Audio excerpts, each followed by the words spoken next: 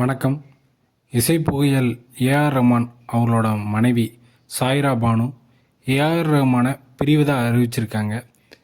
ஏன் இந்த பிரிவு அப்படின்னு நம்ம இந்த வீடியோவில் பார்ப்போம். முதல்ல அவரோட வரலாறை பார்ப்போம். என்னன்னு பார்த்தீங்கன்னா, அவர் 1967ஆம் ஆண்டு ஜனவரி மாதம் 6ஆம் தேதி காலை 5:30 மணிக்கு பிறந்ததாக சொல்லப்படுது. சென்னையில் பிறந்திருக்காரு. அவரோட வாழ்க்கையில் பார்த்தீங்கன்னா, சிறு வயதிலேயே தன்னோட தந்தையை அவர் இழந்திருக்காரு. அவரோட ஒரிஜினல் நேம் என்ன அப்படின்னு பார்த்தீங்கன்னா, அருணாச்சலம் சேகர் திலீப் குமார் அப்படிங்கிறது தாங்க நம்ம ஏஆர் ரஹ்மானோட ஒரிஜினல் நேம்.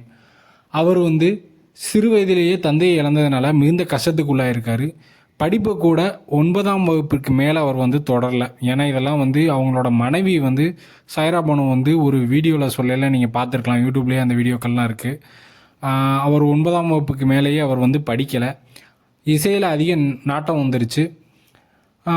ரோஜா படம் 1992 ரோஜா படத்தில் முதலாக அவருக்கு அவார்டு கிடைக்குதுங்க.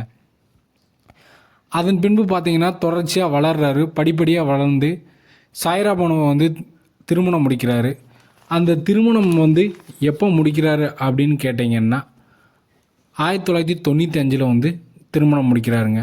அதன் பின்பு பல வெற்றி படங்களை கொடுத்து பல விளம்பரங்களுக்கும் இவர் இசையமைச்சிருக்காரு. ஏர்டெல் இது மாதிரியான முக்கியமான நிறுவனங்களோட, ஏசியன் பெயிண்ட் இது மாதிரி நிறுவனங்களுக்கு இசையமைச்சு கொடுத்துருக்காரு.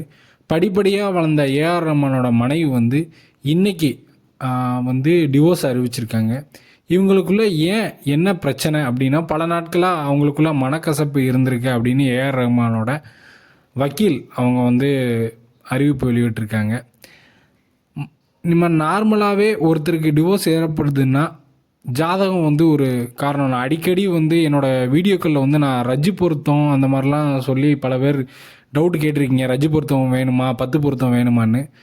நான் பல தடவை சொல்லியிருக்கேன். ரஜ்ஜு பொருத்தத்தையும் இந்த 10 பொருத்தத்தையும் விட கிரகநிலைகளும் ரொம்ப முக்கியம் அப்படின்னு நான் சொல்லியிருக்கேன்.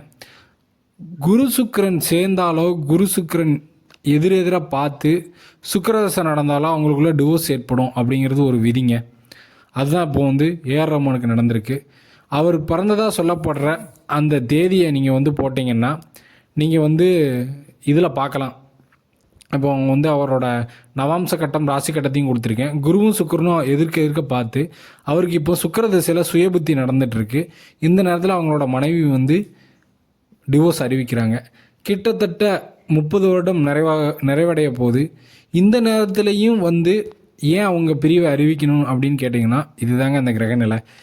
இது போன்ற கிரகநிலைகள் தான். நீங்கள் சுக்கிரன் குரு இணைஞ்சவங்களை பாருங்கள், பெரும்பான்மையான பேருக்கு கல்யாணமே முடிஞ்சிருக்காது அல்லது குழந்தை லேட்டாக இருக்கும். வேறு கிரகங்கள் உள்ளே அது பலன்கள் மாறிடும். சுக்கிரன் குரு 7க்கு 7ஆக பார்த்தாலோ, சுக்கிரன் குரு உங்கள் ஜாதகத்தில் இணைஞ்சிருந்தாலோ, வேறு யார் ஜாதகத்தில் இணைஞ்சிருந்தாலோ பாருங்கள், அவங்களுக்கு திருமண தடை இருக்கும் அல்லது குழந்தை தடை இருக்கும். ஒன்று சுக்கிரனோட அமைப்பான மனைவியை பாதிக்கும் சுக்கிரதசை நடந்தால், இல்லை குருவோட அமைப்பான குழந்தையை பாதிக்கும். இதுக்கு எடுத்துக்காட்டு ஏஆர் ரஹ்மானோட ஜாதகம்.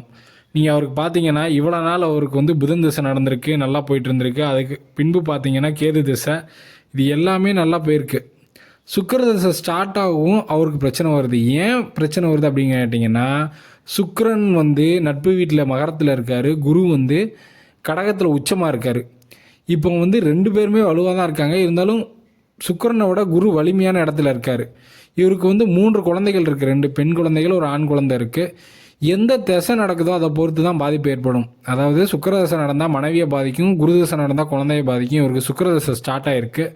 நீங்கள் இந்த ரஜ்ஜு பொருத்தம், இந்த 10 பொருத்தத்தை நம்பி ரொம்ப பேர் நீங்கள் சொல்கிறீங்களா, இது மாதிரியான ஜாதகங்களை நீங்கள் என்ன தான் நீங்கள் ரஜ்ஜு பொருத்தமோ 10 பொருத்தமோ பார்த்து கல்யாணம் பண்ணாலும் அவங்களுக்கு அந்த தசை வரையில் அதுக்கான பாதிப்புகள் இருக்கும். அப்படிங்கிறதுக்கு இந்த ஜாதகம் ஒரு எடுத்துக்காட்டு. ப்ராக்டிக்கலாக பார்த்தீங்கன்னா அவங்களுக்குள்ள பல நாட்களாகவே பல பிரச்சனைகள் இருந்து வந்திருக்கு. அதனால தான் அவங்க டிவோர்ஸ் அறிவிச்சிருக்காங்க அப்படின்னு சொல்லி இன்றைக்கி அவங்களோட வக்கீல் சொல்லியிருக்காங்க. இது ஒரு செய்தியாகவும் ஜாதக ரீதியாகவும் நான் உங்கள்கிட்ட சொல்லணும்னு நினச்சேன். அதான் நான் இப்போ வீடியோவை போடுறேன். நம்ம இது மாதிரி சுவாரஸ்யமான அடுத்த ஒரு வீடியோவில் சந்திக்கலாம். நன்றி, வணக்கம்.